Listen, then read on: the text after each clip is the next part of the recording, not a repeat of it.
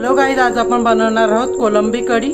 त्यासाठी लागणारे साहित्य थोडंसं अद्रक, 2 वांगे व 1 टमाटर, थोडंसं ऑइल, सुक्का नारळ आपण भाजून घेऊन त्यामध्ये जिरा ऍड करून त्याचे आपण मिक्सर मध्ये बारीक पूड तयार केलेला आहे तो वाटण, थोडीशी लाल मिर्च पावडर, मटन मसाला, थोडीशी हळद, चवीनुसार मीठ, थोडी कढीपत्ता, लसणाच्या पाकळ्या त्या आपण सोडून घेतलेला आहे, 1 मोठा कांदा व आपण त्यामध्ये कच्ची कैरी सुद्धा ऍड करू शकतो, पाव कोलंबी। सर्वप्रथम आपण वाटण तयार करून घेणार आहोत। त्यामध्ये ऍड करायचं आपल्याला बारीक चिरलेला कांदा,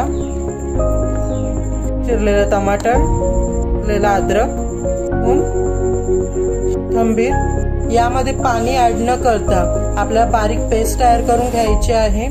सर्वप्रथम आपल्याला कोलंबी स्वच्छ धुवून त्यामध्ये वांगे ऍड करून पाण्यामध्ये ठेवून द्यायचे आहेत। चिरलेले वांगे ऍड करून स्वच्छ पाण्यामध्ये थोड्या वेळासाठी ठेवून द्यायचं आहे। बघा, आपल्या वाटणाची पेस्ट करून तयार झालेली आहे। आपली पेस्ट अशीच झाली पाहिजे।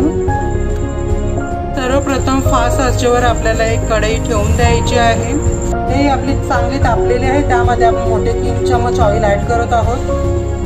तेल चांगला तापलेला आहे। त्यामध्ये आपण ऍड करतो कढीपत्ता, जे मिक्सर मध्ये वाटण केले होते। पण याला सगळीकडून परतून घेणार आहोत।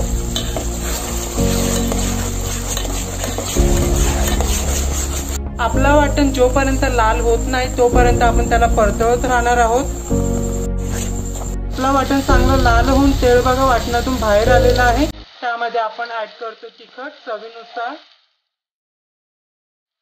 चमच हळद, मटन मसाला, चांगला परतून घेणार आहोत। आपलं वाटण असं झालंय, त्यामध्ये ऍड करतो कोलंबी आणि वांगा,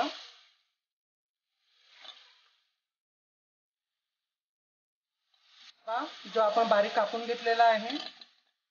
परतून घेत आहोत आपण।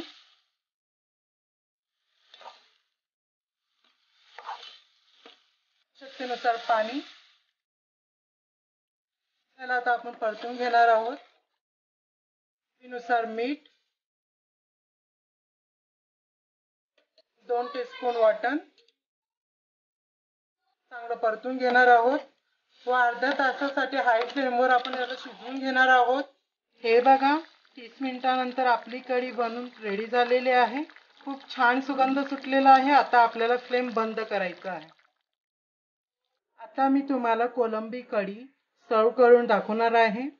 प्रकारे आपली कोलंबी कढी तयार झालेली आहे। जर तुम्हाला रेसिपी आवडली असेल तर लाईक आणि सबस्क्राइब जरूर करा। थँक्यू।